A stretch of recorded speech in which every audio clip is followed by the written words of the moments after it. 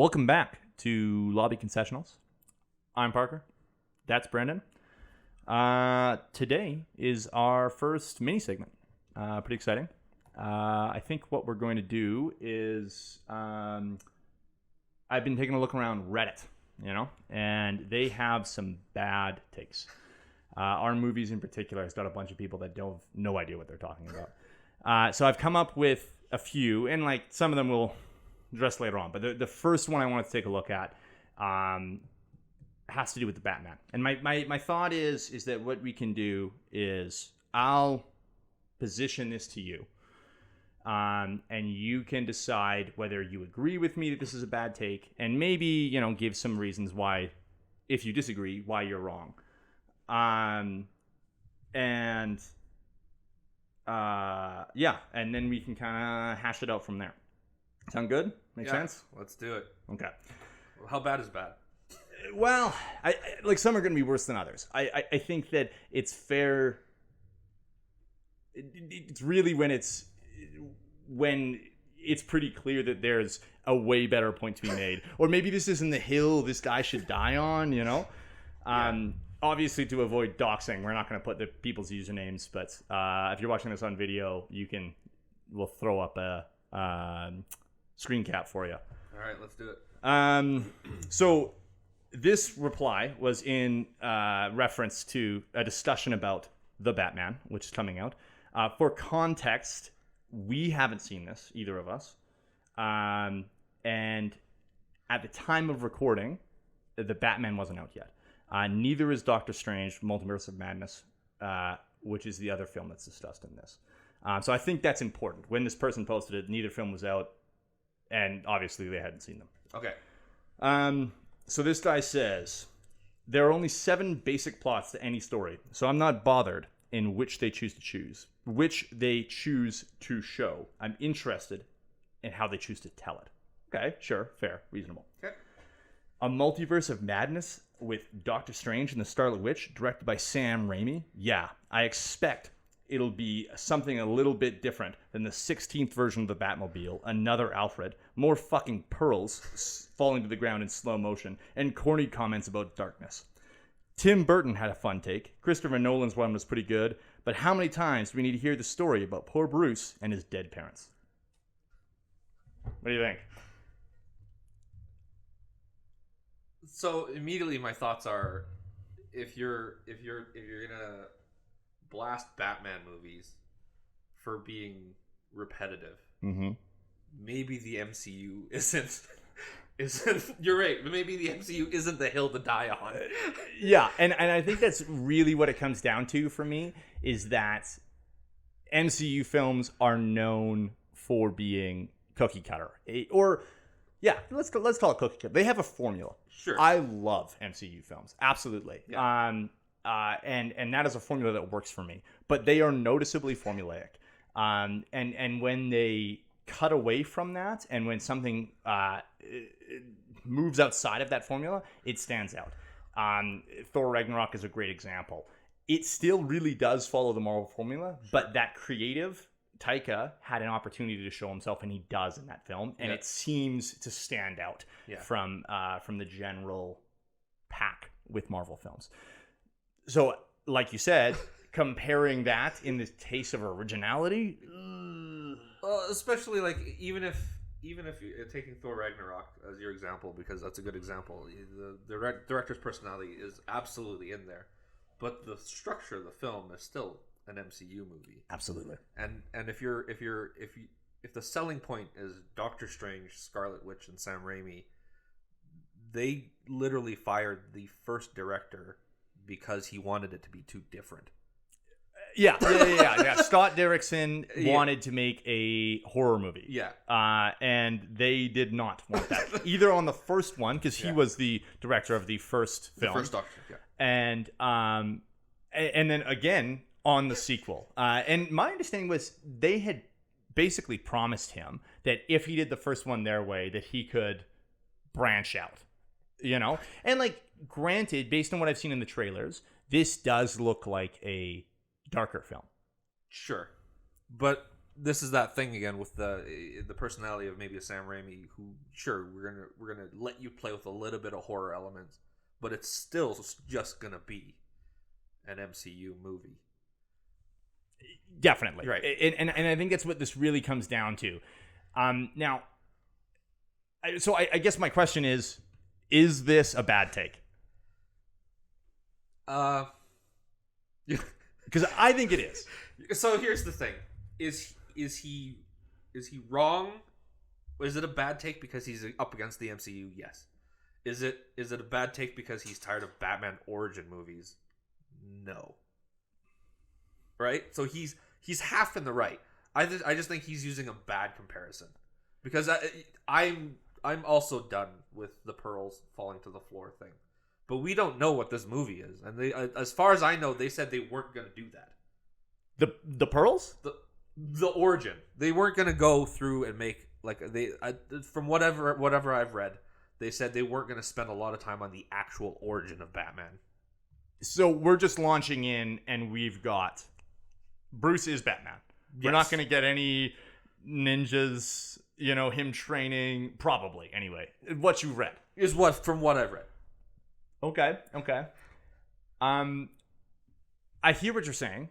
I think ultimately my argument is this is also a bad take because I do think this is an original take on Batman. Don't get me wrong. I understand the fact that there has been, what is it?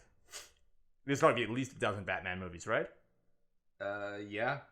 2, 3, 4, 7. Close enough. 9-ish, yeah. Yeah. So saying we've had at least 12 Batman movies, I get it. Sure. How many stories can you tell about a guy in a cape? However, I love guys in capes. And we haven't seen some of these characters, in my opinion, done properly. So the big one for me is Catwoman. I think we're going to get a view of her that we haven't seen. Now, granted, Burton did Catwoman, and I think did a good job of Catwoman.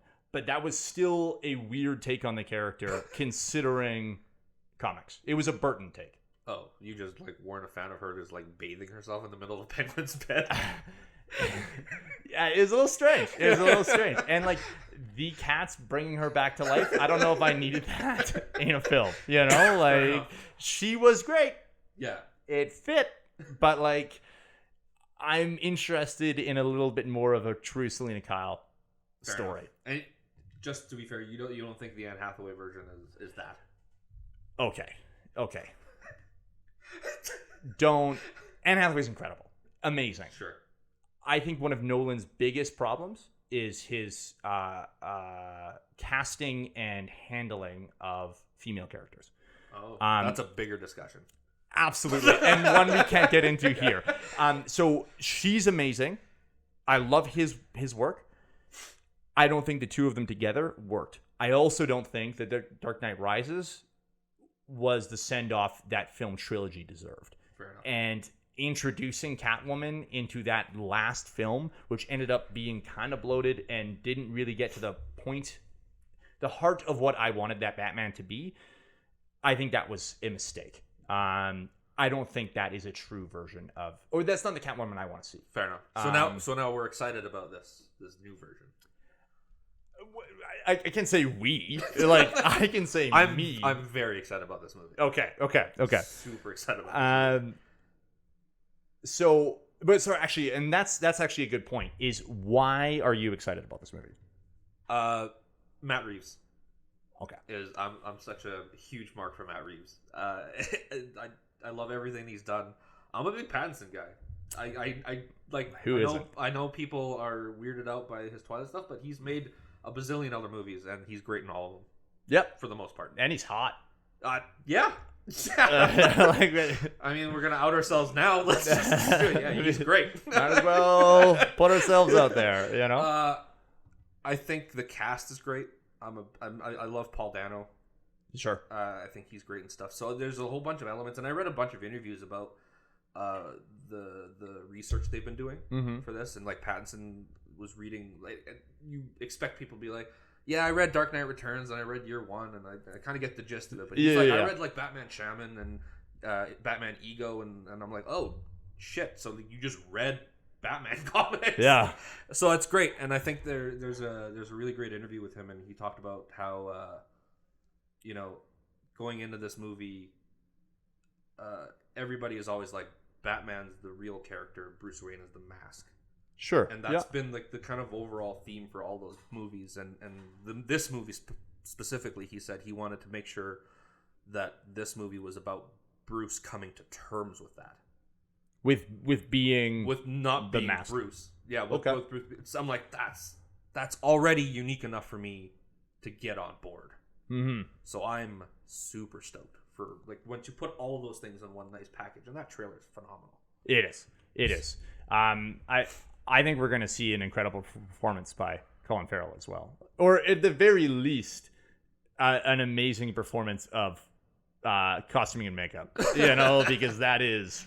Whew. Yeah, he spoiled some stuff in just about every interview he's done. Okay, well, don't share it. I'm not going to share it. But the makeup stuff he said was the highlight.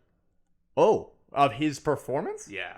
Oh, that's upsetting. Why would you say that? I get maybe it's a modest thing. No, like just like in terms of his experience on set. Overall experience. Because usually people are like, man, I had to sit in makeup chair for like 7 hours. Yeah, but sure. He was just like, no, it was incredible to do it. Yeah, I guess he's not a face that you should try to hide. No. Also a very pretty man. Oh yeah. Let's be clear. I would definitely pick Colin Farrell over Robert Pattinson. I'm a Paul Dano guy. Really? No. Oh, okay. He's super weird. I wasn't gonna judge, but if that's where we're at, that's where we're at. Super weird looking. Okay, so summary. Probably not the best take to compare this to a MCU film. No. That doesn't mean that this is going, like, I again truly look at this and think, I think this is going to be an original story. I think this is removed enough from other Batman we've seen that this should be considered as its own thing. Yeah, I think even coming off the idea of anything Snyder related, I think people should just be excited for something new in general. Yeah, like, and I get it. People are gonna flame us for being anti-Snyder. I'm not anti-Snyder. Big zaddy guy. I hate you, but I get it. I'm not a big fan of those movies, so I'm excited to see something different outside of that universe. Yeah. But a DCU is a bigger conversation because that's just a catastrophe in its own. Yeah, they've made some poor decisions. Yeah. So if this guy's feeling burnt out in general. I get it. If you're feeling Batman burnt out in general, I get it. If you're DCU burned out with the amount of start and stops that universe has had and constant and not being able to tie it together, I still just think it's a bad take to compare it to call it unoriginal and compare it to an MCU movie. And again, I mean, you're a bigger MCU guy than I am. I get it. I enjoy those movies, but it's paint by numbers. Oh, absolutely. And until they show me differently, they're not going to be. So it's a half a bad take. I think some of it is defensible, and I think some of it is out of line. Yeah, and I see that for sure. I think that putting us in a I think I would understand the take more if someone was like, I'm tired of cape shit. I'm sick of superhero movies. Yeah. Totally, dude. Yeah. That's fair. You're wrong, but it's fair. I get why people would feel that way. And it comes off a little bit like anti-DC pro Marvel. And I know that's not explicitly what he says, but it comes off like that, right? Yeah. And I know MCU people are a little bit overprotective of their stuff, and DC people are overprotective of their stuff. It's all the same to me, but it comes off like there's bias. There's a weird tribalism with it, and I'm not a big fan of the we have to beat the other guys. At this point, as far as I'm concerned, I'm a comic book fan. I'm a superhero fan. It's a win-win. If the DC's putting out movies, if Marvel's put out movies, if they're putting out TV shows, awesome. I come out on top. Who cares who makes money? I'm happy. Yeah. So, like, yeah. But it feels like you're one of the rare ones. A zaddy guy that likes the MCU. Like, I don't know if I truly call myself a saddy guy. I think You already said it. It's on film. It's recorded. So. I think he is. I love what he does with action. I love what he does with. I think his stylistic choices are good.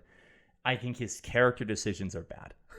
And I think putting him in charge of an extended universe like that was a bad call. He's ultimately not a creative in the same way that Feige is.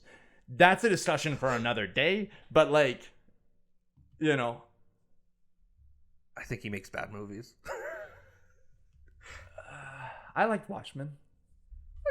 I like Watchmen. I like 300. I mean, I think I like, again, I think we've talked about this before. I like 2.5 Zack Snyder movies, and one of them is about owls. I've never even seen that one. So It's a great movie. I forget that it's him sometimes because it's so good. Yeah. Well, yeah. No, no, I'm not talking anymore about Zack. We're not going into it. You're just gonna bury yourself. Anyway, I think what we've come down to is that people on Reddit have no idea what they're talking about. And well, at least half don't know what they're talking about. Some for sure. You know. Yeah. Yeah. I think that's. Do you have anything more to add? No. I hope you find more of those though. I like those. Yeah. We'll take a look.